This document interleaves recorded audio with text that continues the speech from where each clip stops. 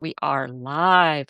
So, not your hello, Linda, Bill. It's so great to see you. The gang's all here as we tuck in for another of our Sunday lives. And this time it's a Stories 250 Sunday live. And I call them Sundays when it's on Atlantic time, and I mix up them the next day when we tip over to welcome people from the other side of the international date line. Hello, hello. Welcome, Diane. It's lovely to see you. Lisa, lovely to see you back. So, on the topic of my story to tell, Stories 250 to me is all about breaking the mold of how we traditionally celebrate Independence Day here in the United States, and instead looking at it as an international event, because at the end of the day, it was a civil war and it resulted in the birth of a new nation. And yet, as we look at ancestors around the world, it was affecting all of us. Where were your people on July 4th, 1776? 50 years plus, 50 years minus. Yeah, it was a rough time. So, is it your story to tell? Welcome, Jane from New Zealand. And in fact, Jane, I think of as the inspiration for all of this, for the stories that she told of her Revolutionary War ancestors from New Zealand. We all have, these are our stories to tell. Mhm. So, Lori Olson White, it's a delight to have you, to have you tell us the story in your family. And in fact, that's where some of the complexity lies. So go ahead, Lori. It does, it does. I'm super excited to be here. A little nervous, as I always am. I'm a little nervous about talking, obviously. But yeah, this is a story. Well, first of all, if you listen to me before I read anything, my family is all German. And so we didn't come across until the earliest was 1869 till about 1887. So I don't have any Civil War history in my direct line. I don't have any, obviously, Revolutionary War in my history. So my husband, when I started looking at his people actually came across on the Mayflower. So I've got oodles. He's got oodles Oodles. of great stories from every American moment, right? And so maybe like 10, 12 years ago, I started looking into his Hamby line. Um, and I found a story. And that's the story I'm going to share with everybody today. And it is a revolutionary story. But it is not the revolutionary story that I grew up hearing, and maybe a lot of us didn't grow up hearing this story. You know, we think about the Revolutionary War, and our mind goes to Paul Revere and George Washington and Alexander Hamilton and, and Betsy Ross, right? And a lot of it is mythology, straight up mythology, right? But that's what we know about the American Revolution, at least what I knew about the American Revolution. So 10 years ago, I start looking into this, and I find these Hamby men. And the story starts in 1702, and that's when William Hamby is born, outside of Baltimore. And he eventually gets married. He and his wife end up having at least 5 children, 4 sons and 1 daughter. Um, and sometime around 1760, after Indian Treaty is signed in South Carolina, these boys well, they're men now. They take the Great Road, and they end up in South Carolina, the province, the colony of South Carolina.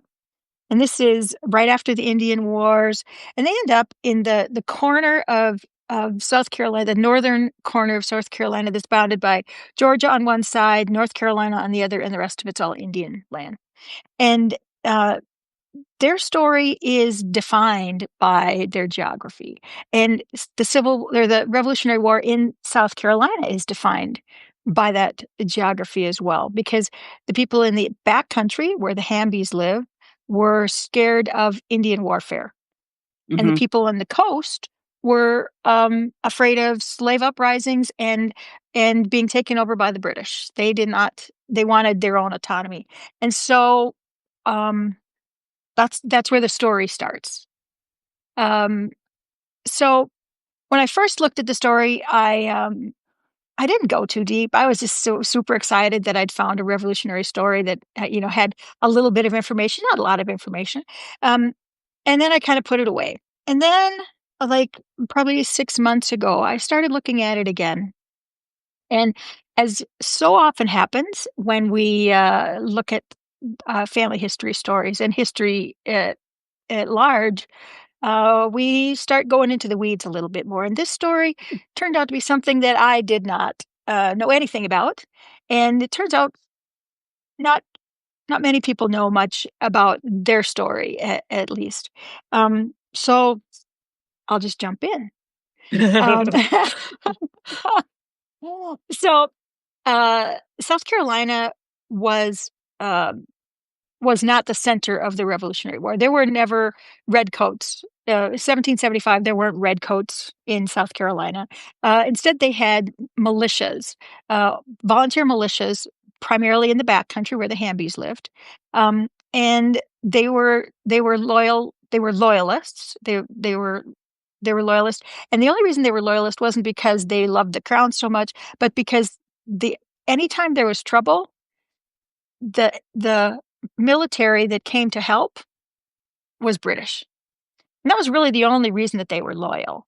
Um, it was like, what's best for my family, right? Which is, It was the government. Let's be yeah. clear. But The but other and not guys were the rebels. no, not So, not not really though. See, that's what I thought, Barbara. So it turns out that South Carolina had like a shadow government from the colony, and so well, yeah, they had Continental like Congress. well they basically turned off the British government even before the Declaration of Independence, um, and so they didn't provide anything. They didn't have courts out there. They didn't have law enforcement. They didn't have anything. And even during the Revolutionary War, it was the British that came out to help them. Mm. So, so yeah, it's not what I expected, but that was why they were loyal. And so, there's all sorts of information that's in books, but very little of it is in historical records. Mhm. There's no muster rolls for these people because they were volunteers. There's no pay rolls for them. And the only reason that we know that the Hambys, and four of the Hambys, so John, Isaac, Jeremiah, Thomas, and Nathaniel Hamby. The only reason we know they were loyalists is because they got arrested. Uh, and they got arrested in November of 1775, fighting against the Patriots in in a little town up in that corner of South Carolina called 98 the 98 district. And they got arrested and they got brought to Charleston and were put in jail. And I should probably go back because we don't really know who these guys are. We don't know if they're brothers, if they're uncles and nephews, sons, grandsons.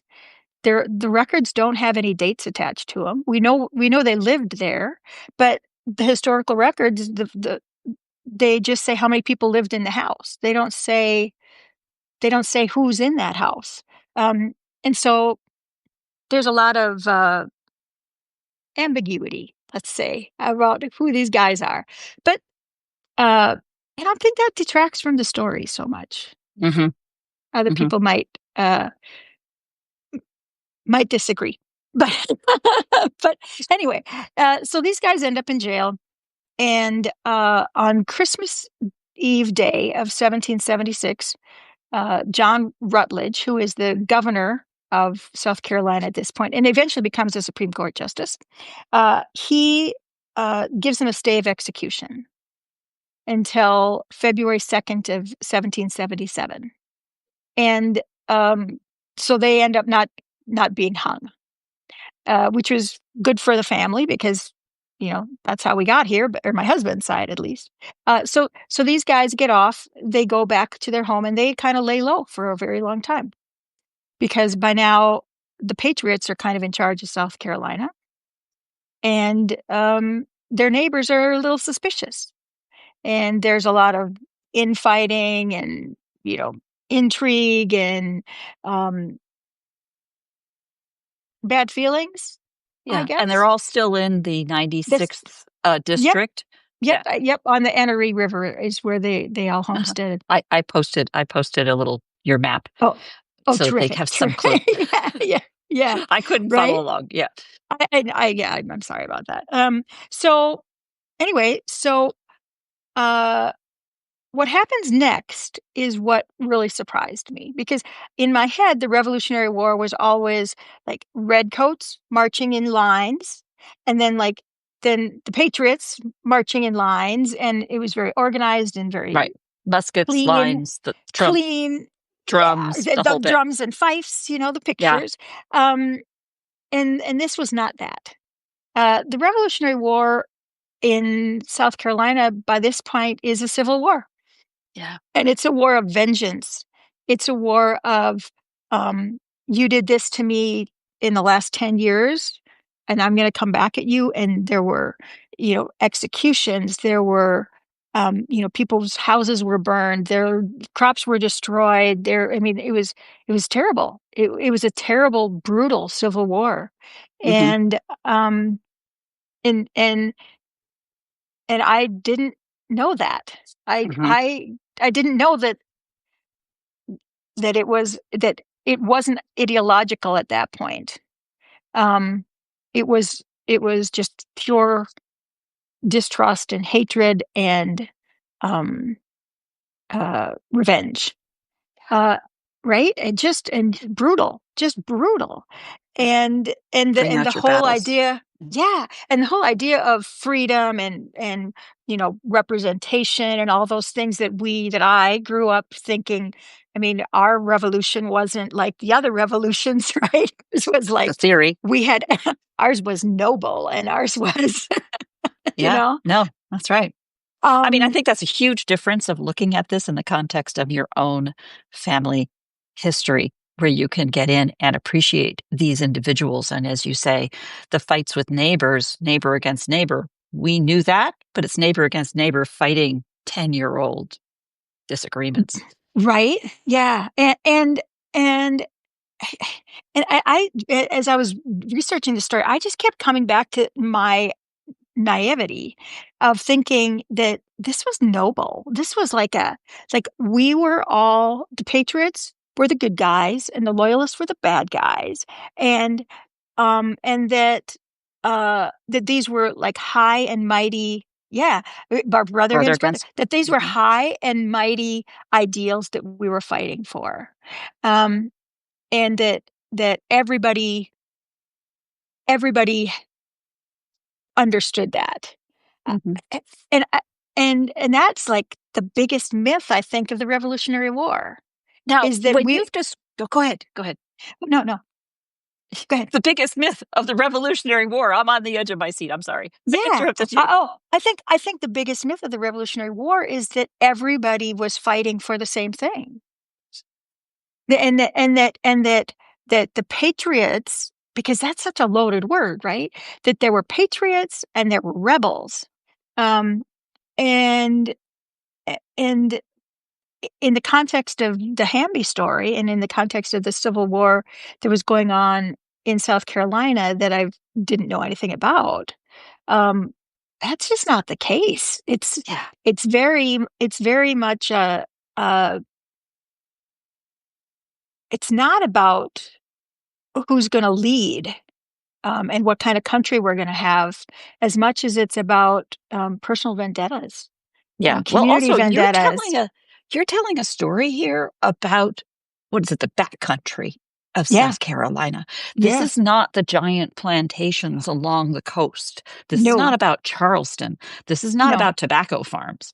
And no. that's so different. And it's, what are the economics even in a fight like that? The economics in South Carolina, um, were a fight that continued on to the Civil War, For sure. to put it simply. And out in the backcountry, where is that? What is that? What is the economics? What's driving all of that? From what I mean, like, I seriously bought 9 books From the oldest one was from 1867. The newest one is from 1989 or something like that.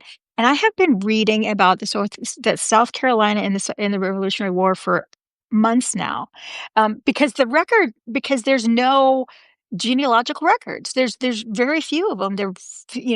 Um, and so what I've come to, and if somebody else can help on this, bring it, because I am just anyway. Um, so it was fear. It was Mhm, fear is what drove this. Fear. The backcountry people were afraid that the Patriots weren't going to protect them from the Indians, mhm. and that uh, and they hadn't in the past, and they weren't going to in the future. And what happens if they become our full-time leaders? What's going to Right, happen to right. us, right? Yeah. Everything that we I have, think what little we have, is going to go away, and our families are going to be, sacrificed at this altar to patriotism. Honestly, I think that, just to back up for a second here, from my perspective, that to me is some of the most powerful element of this Stories 250 idea of telling Mm, these stories from the perspective of what the record says about what our ancestors tell us. And, mhm. in this series, we've had a story about the Hessian soldiers, the Yeah. Hessian teenager that comes over, and stories from, yeah. As a matter of fact, I get to insert Yeah. here, Mightier Acorns. Tad has jumped in to talk about the Yes. fear of native nations was It was huge and huge. complex. Insider Huge. tip: Tad's going to be talking in December. He's got a special So plan ready for us. So check the calendar now and you get an insider tip to that. excellent. Yeah. Welcome. Speaking of nuance and complexity, Yep. Lisa McGuire has just Mhm. joined us. We're, our queen of microhistory, and the complexity of these kinds of stories as Yeah. we get into the backcountry. Now I'm all curious about the story of my John Bradshaw ancestor in what is now West Virginia, Mhm. and he as an Indian spy. What was that all about? I mean, the man came out of a wealthy family in England, comes marching across, and then voila, here comes a revolution, and he's an Indian spy. What's that? Mhm. I suspect he probably just Where's could the fake it with the Loyalists. Hmm? but where's the motivation? Like, how did, Right. like, That's and why that's I what asked about the I economics. yeah. I just kept, in like peeling back this story, and I know that there are people that have spent their entire lives y learning about the history of South Carolina and the Revolutionary War, and I've spoken to them, and I've sent we've exchanged emails and down in the archives, and I mean, even some of them were like, "There's so much we don't know." And I'm gonna get to that part of the story about Okay, go why ahead. that is. Okay. So let's see, where did I leave off? Anyway, so there's a civil war going on, and it's brutal. It's brutal. And eventually, uh obviously, the Patriots win. I've And heard that. and then they were like they were they win. Which leaves these loyalists in the backcountry, and there were some everywhere, but mostly in the backcountry. Um and what about them now? What about them? And so right after the Revolutionary War ends, um South Carolina has like this reckoning of, what do we do with these people? Because there's still this anger of this civil war that's been going on between these two groups of people, right? And all of the carnage, and all of the economic disasters, and all this terrible things that both sides have done to each other. And so South Carolina has like this super intense debate about, how are we going to punish these awful people, because look at what they did to us.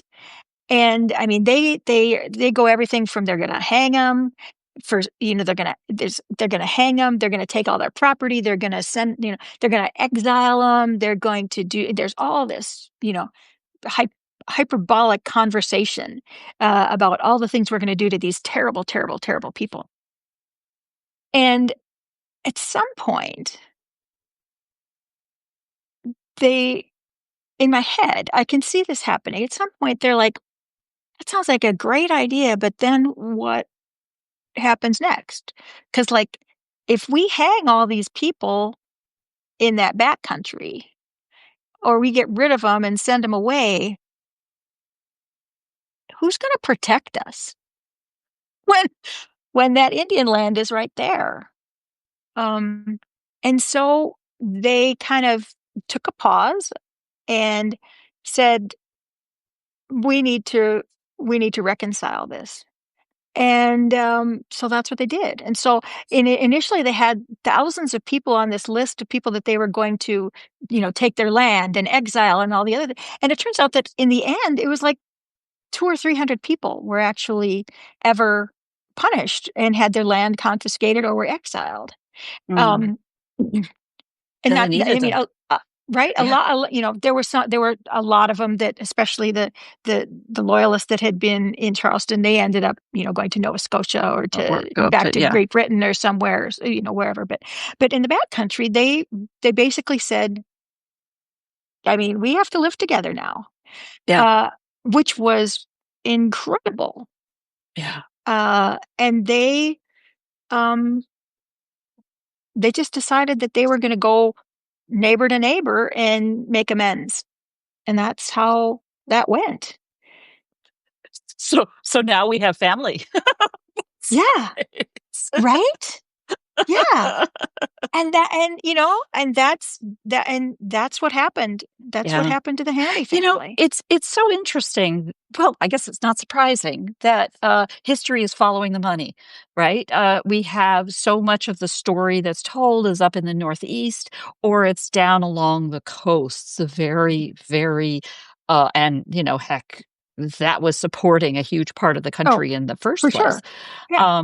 And let's delicately put it in terms of tobacco and everything else that was coming out It of the was South. rice and indigo was coming out of Oh, South Carolina. indigo, of Yeah, course. yeah, And the economic model with enslavement that yeah, supported it, yeah. which then got suddenly complicated from Britain's perspective because Right? as a, means to try to win this 8-year war, that was just kept continuing. Yeah, I was so surprised in the work that I was doing on my Coffin family that all of a sudden, Nathaniel Greene goes down to South Carolina yeah, and completely changes the battle strategy to a guerrilla war, absolutely. and Yeah, a strange decision on Cornwallis's part to hightail it back up back where up he to New gets York. trapped, which is the Right. end of the war. I Yeah, mean, right? so it Yeah, it really sort of shows the Southern, how it's no wonder we had a civil war. yeah. There's You leave that. old wounds open. Yeah, right? Or you just pretend they never happened. Yeah. And that and I mean, I think one of the authors I was reading said she called it like a, um I've got it in Barbara knows I've got all these notes. It's okay. Amnesia. Yeah. She called it amnesia. And that they just said this didn't happen. So how what happened then, of course, was, the people that were loyalists, like the Hambys, they didn't tell their kids and their grandkids about their what they did during the Revolutionary War. They didn't write I mean, there's a few of them. There's a guy named Chesney, I think his name is, and he wrote about it, but even that and I'm reading it and I'm like, "This is kind of vanilla." Um, you know, um, but so they didn't share their true histories, their Yeah. personal stories, and the hardships that they went through. They just didn't. And so within a generation or two, the idea that there were loyalists um, just kind of disappeared. And instead, when in obituaries they would say, Revolutionary era guy, So or was when in South Carolina during the Revolution. when the centennial happened in 1876, I understand that, as the story is told, that this created a lot of fervor and excitement about the patriots and whatnot, Yeah. and the Yeah. foundation for things like the sons of the American Revolution and ultimately Right. the daughters of the Yeah. American Revolution, with Mhm. all of also, as you showed me, that whole momentum of the study of genealogy and Yeah. lineage and Yeah. the Mayflower Society and whatnot.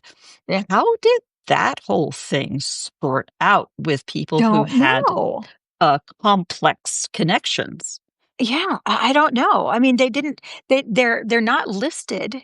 Like I said, at least for the there's a there are documents. There's like a list of South members of the muster list for the South Carolina Royalists, Mm, which they were from 1779 until 1782, right around there, mhm, right?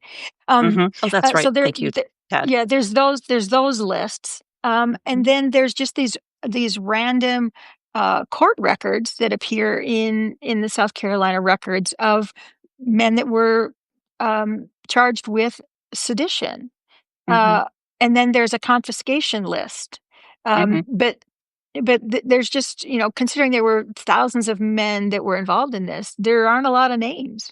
Yeah. Um, Yeah, interesting. and Tad just chimes in with a reference, of course, to the tour yeah, in of 26, yeah. Lafayette in 1824 Hmm. 25, and again, that was in anticipation of the 50th Yeah. anniversary. So, Mhm. in an interesting way, it puts all of this into context Sure. of where we're headed now, Which and family history always does, right? It exactly. does. It does. And it also, we think about the trauma in our own families, whether that's a trauma of divorce, which was not spoken of in the 50s, Mm. to, the horrific things people do to each other, Yeah. and the trauma that that creates, and how we as human beings handle it both intellectually and then into documentation and scholars. And full respect to the scholars online. I see you. I Yeah. see you. Yeah, But I do too. also who will be watching this recording. I personally think that there's a really important role for families to play in telling the stories, both that they were told, Yeah. stories that they discover, and stories as they retell them, um, for better or worse. And Dear stories that Myrtle don't get just told, yeah, yeah. right? De Dear Myrtle just posted a link, America 250 link from American Ancestors, which is the Northeast New England Genealogy Mhm. Society, about which is full of great roots. And I will keep this Yeah. link in. Yep. I'll include that link in the notes for those of you Mhm. watching this later. Also, just for a little plug here, because I am a Ken Burns fangirl, tonight is the release of the American, I believe it's called Revolutionary War, or was it the American War of Independence, the British name for Yeah, the I think British it's the brand. revolution. I think it's revolution. I know. It's like the Yeah. British spelling. Yeah. Yeah. For our shared war. But that premieres tonight Mhm. at 8 p.m. Eastern, which we In can all PBS. watch on our PBS app, along with watch parties I've circulated about.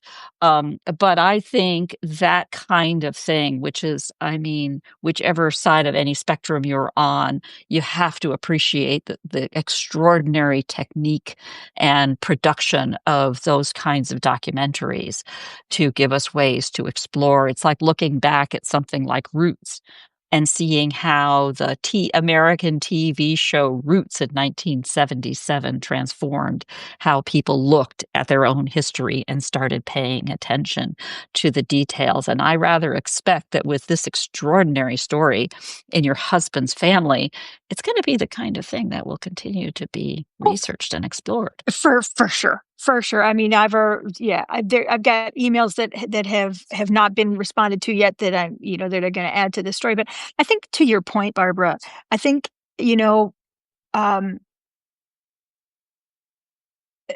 shows like this, the Ken Burns one, and the other things he's done, and all the historical things, whether they're historical, straight up historical fiction, whatever they are. Um, I think I think they add to the mythology that we all have. Um, but I think they also can have us looking and say, where were my people? Where were my people in there? Like even if we just have like a high level understanding of our own family history, because I know it's crazy. Not everybody knows. It's crazy, but it's true. But even if we just have those high level ideas, we can say, I feel like I heard that, my family was in Tennessee. Well, then when you're watching that, then all of a sudden you're like, so that was going on. I wonder what was going on with my people. Exactly. Um, and Exactly. then the Revolutionary War becomes not just a story of two sides, but it becomes a story of how people lived through it. And I think for me, this story really, that's what it's come down to. It's like these people had horrific decisions to make. They were deciding, they didn't know how this war was going to go. Hmm. You don't know. Hmm. Uh, and they were having to sit down at the kitchen table with each other, this family, and say, which direction are we going to go?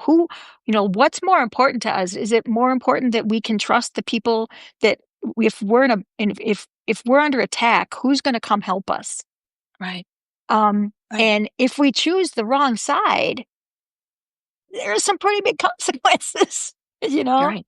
Right. And then once they started going down that path, they had to daily choose that they Right. were going to stay on that path. Right. And so I think the bigger stories that where our families fit in, I think are so great for um, some kind of thinking about our own uh, the choices that we make that we don't really spend a lot of time on Right. sometimes. Um, Jane's chimed in that it also split families. oh, for And sure, for and, sure. as we here in the United States lead into our Thanksgiving week, it is a perhaps an appropriate way to wrap this up. Coming into Thanksgiving week, where people will traditionally sit around the table with family members that they may or may not agree on, and you narrow down the range of topics that you can cover about the garden or something, try to stay out of In fights. Minnesota, we just talk about the weather. Well, exactly, because there's not much going on in the garden about that time when the snow's on the ground. But, it's, and yet sometimes having the hard conversations is exactly what Yeah, you need to do, yeah. because that's where, whether it's through amnesia or reconciliation, finding ways to find the common ground. Politics is pretty messy. And in this Always has time, been, but it oh, always has been. always has been. I mean, we can say, "Oh, it's bad now," but I mean, just look at the records. Look, I mean, from day one, and not just Yeah, here, but everywhere. It's right. all that's Yeah, we've always been yeah. we've always been on tetherhooks.